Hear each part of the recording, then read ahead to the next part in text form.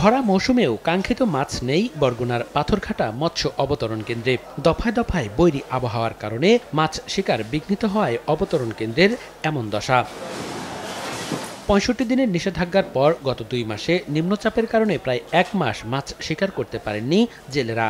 প্রস্তুতি নিয়ে গভীর সাগরে গিয়ে আবহাওয়ার কারণে তড়িঘড়ি করে ফিরতে হয়েছে তীরে।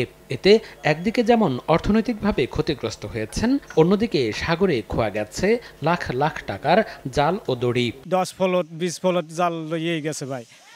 এখন তো আমরা পুরো লসে আছে, ইনকাম আমাদের নাই ভাইয়া। 500-600 ফলট জাল গেছে, এখন তো টাকা নিতে পারি নেই। ঋণগ্রস্ত, এবার টাকা পয়সা তো মোটেও পাই না।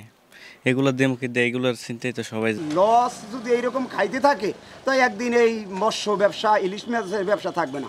শুধু জেলেরাই নন, বিপাকে পড়েছেন ট্রলার মালিকরাও।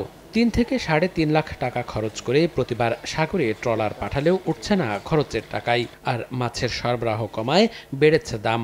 একের পর এক বৈরী আবহাওয়ার কারণে জেলেরা খালি হাতে ফেরত আসছে, ফলে অত্র অবতরণ কেন্দ্রে মাছের অবতরণও কমে গেছে। বড় একটা বোট পাঠাইতে ৩ লক্ষ টাকা খরচ হয় কমপক্ষে, কিন্তু আসে খালি হাতে। বেচে কত ১৪,০০০, ২০,০০০। এই বেচলে তো মালিকও থাকে না, জেলেরাও থাকে না। বরগুনায় নিবন্ধিত ৩৭,০০০ জেলে রয়েছেন, যার মধ্যে সমুদ্রগামী জেলের সংখ্যা ২৭,০০০। সময় সংবাদ, বরগুনা।